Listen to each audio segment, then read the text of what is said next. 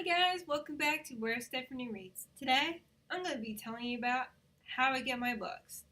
And I'll be honest, I'm usually broke all the time and finding a job, it's not really easy. And I'm just started and I know that there's a lot of other newbies that can't afford to buy tons of books and still wants to buy books.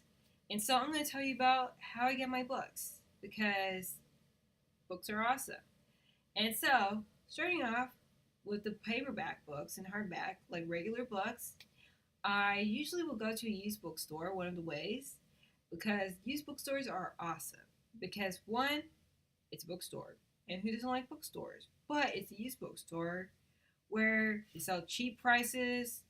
They you can sell your books to them and actually trade them in for store credit or get cash, but don't go crazy with the cash because you're not going to get like $50 or something, but it depends on the store and also depends on what book you got. So, because most of the time it's usually like if you paid for a book once, like a textbook, for $50 or $100, you're not gonna get as much for that. So, and it also depends. Not every store takes textbooks anyway.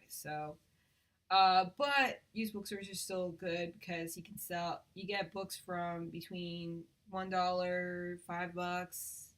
It varies. And another reason why I like used bookstores is because I don't know about you, but when you're reading a series and you're enjoying it and you get all the books, but then suddenly in the middle of the series, they change your covers and they update it, and then if you go to a used regular bookstore like Barnes and Noble or something, it's different covers, and especially when I was reading Unwin Dystology, and they changed the covers.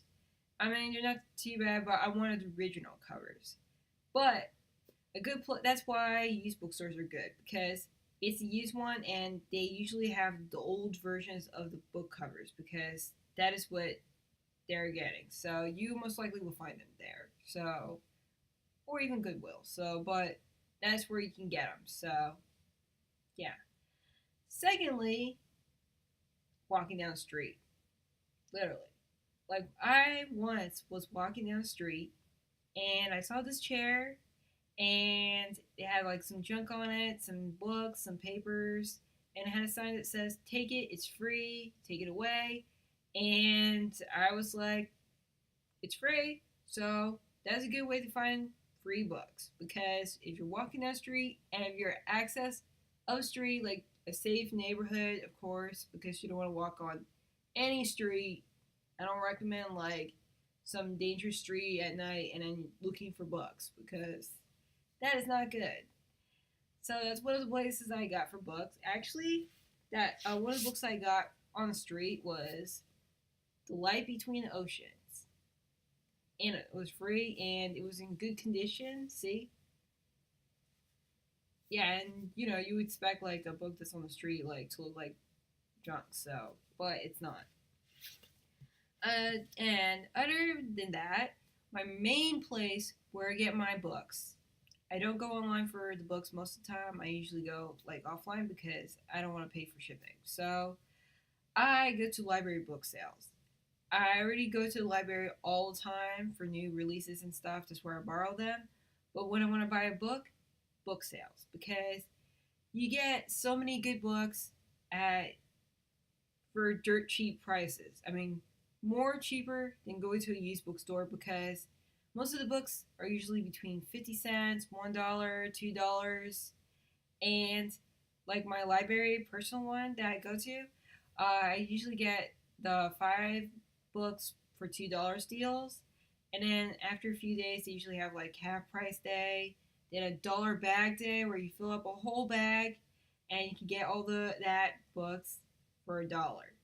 And I usually have many branches in my area, so that way I go to many libraries with the same deal. So think about getting a full bag of books for each library, and it's usually like I go to 3 libraries, and sometimes there's this other book library that usually have like a yearly sale, but they usually have the same deals. think about how many books I get. So, and they're usually in good condition. So some of the books I got was The Giver, which I got last week, which is a really good book, by the way. So another book I got was If I Stay, and it was in good condition also.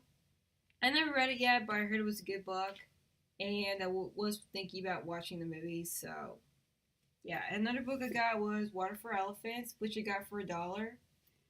And I also recently got Blood and Chocolate. I saw the movie, but I wanted to read the book. So, oh, a good tip for when you get books from a library, I would totally, if you're thinking about, for example, wanting to sell it at a used bookstore, I would totally recommend books that are in really good condition, almost new, type of thing, like that. Like, I mean, it doesn't matter if it has like little lines on here, but you don't want it to be like pages are ripped out or something because used bookstores won't take it. So, it has to look like it's really good quality. So, and super new. So, and let's see. So, onto ebooks. Ebooks are also easy to get for free, especially if you also got like apps like Overdrive, which is like a library app where you can borrow books from your own library if they signed up. And it's also a good way to get like read free ebooks. And another way I get free ebooks is by signing up for newsletters that have like deals like Goodreads deals, BookBub, Book Perks, the Fussy Librarian.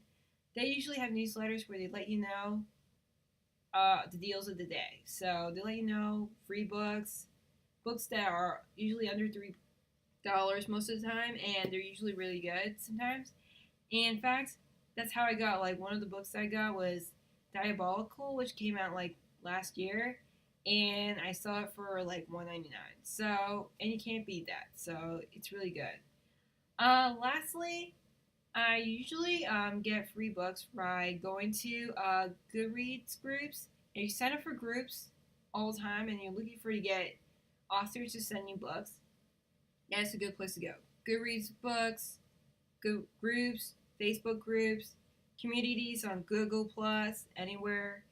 Where if you type up like something like book reviewers or book bloggers, free books, deals or something like that, or even new authors, because I'm sure there's like a lot of nice authors that are just starting out, just started out that book and needed some reviews for their books. So that is a good way. Just if you hopefully you got a blog or a book blog to do that because you don't got anything that's kind of like part of the deal and stuff. So that's how I get my books for free. So that is pretty much all the tips I got right now. So if you like this video, click on the thumbs up, and if you want to keep up with my channel, subscribe and also share it with everybody else.